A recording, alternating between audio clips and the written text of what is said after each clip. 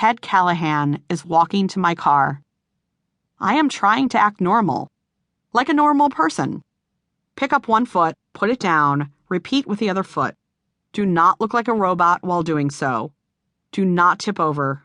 Do not, under any circumstances, let out any joyous squeals. Do not grab Ted's face and scream, "Dear God, you are here, and you are real, and you are beautiful, and you are about to get into my car." "Thanks," Ted says.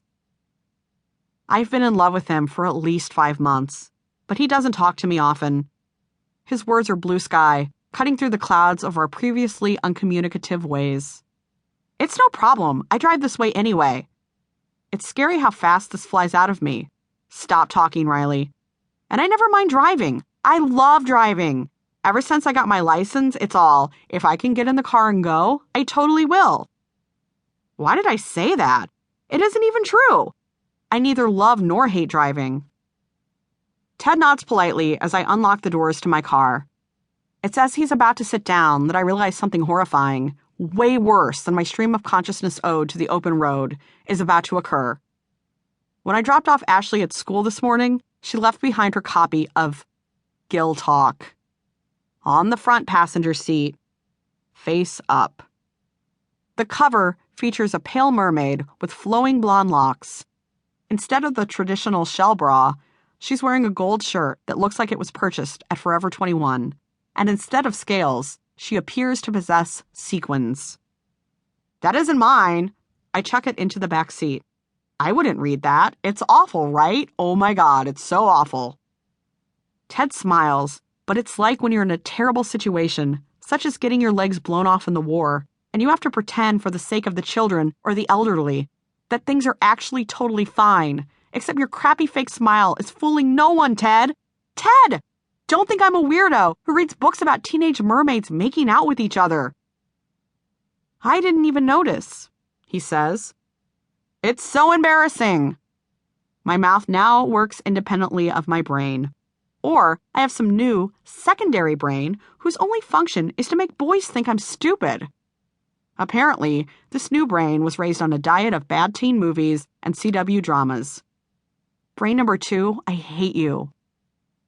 One time my sister left that book in this deli, and she didn't realize until later, so I had to go back and ask this old man who runs it if I could have it back, and he doesn't know it's my sister's. So now he thinks I read books that have sparkly people with fins for feet making out on the cover. Ted fidgets with the zipper on his bag. Probably he didn't notice. Then he changes the subject. What kind of car is this?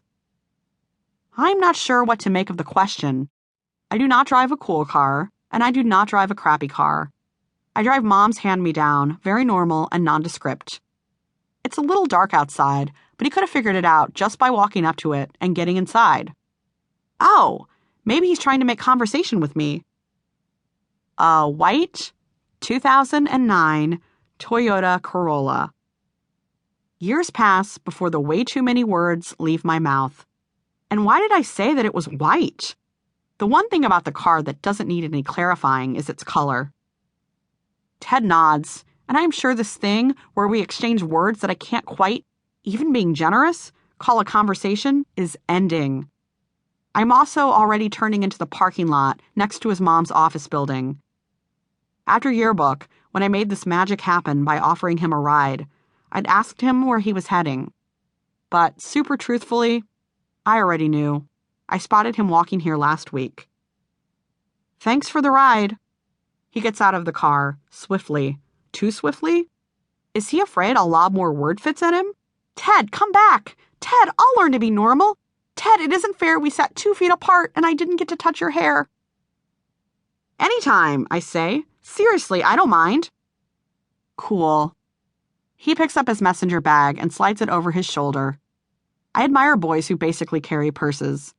They aren't afraid of what the world thinks. See you, Riley. See you. He walks off toward the building. I wait for it, a glance back. A glance back would hold so much meaning and potential and material for analysis.